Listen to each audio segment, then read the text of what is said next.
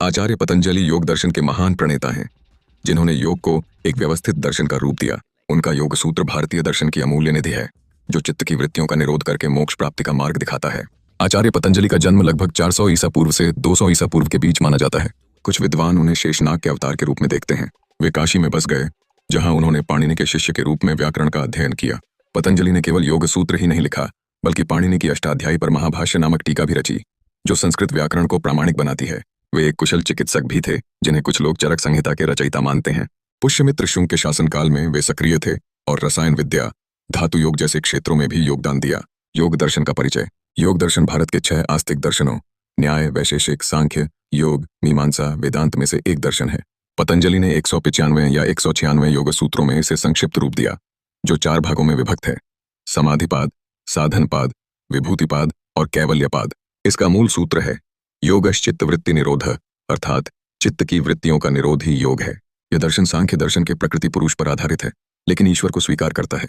ईश्वर नित्य मुक्त, सर्वज्ञ और कर्म बंधन से मुक्त है। योग का लक्ष्य क्लेशों, अविद्या, अस्मिता आदि से मुक्ति और कैवल्य, मोक्ष प्राप्ति है।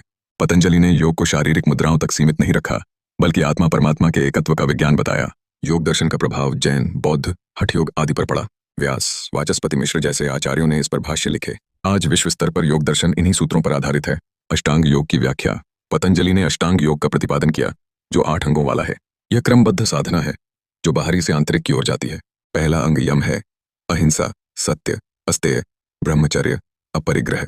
ये सामाजिक नैतिकता के नियम हैं, जो हिंसा त्याग कर करुणा सिखाते हैं। दूसरा अंग है नियम, शौच, संतोष, तप, स्वाध्याय, ईश्वर प्रणिधान। शौच शरीर और मन की शुद्धि है, संतोष वर्तमान में प्रसन्नता, तप इंद्रिय निग्रह, स्वाध्याय शास्त्राध्ययन और ईश्वर प्रणिधान समर्पण है।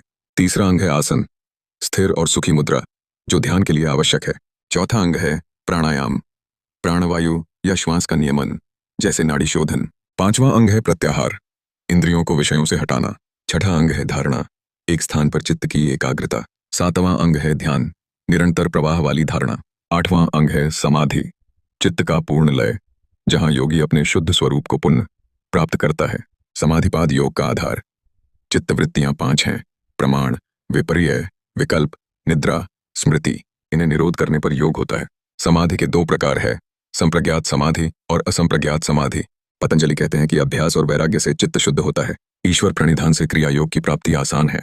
यह पाद समाधि के साधनों पर केंद्रित है। साधन पाद में 5 क्लेश बताए गए हैं: अविद्या, अस्मिता, राग, द्वेष, अभिनिवेश। ये क्लेश कर्म बांधते हैं।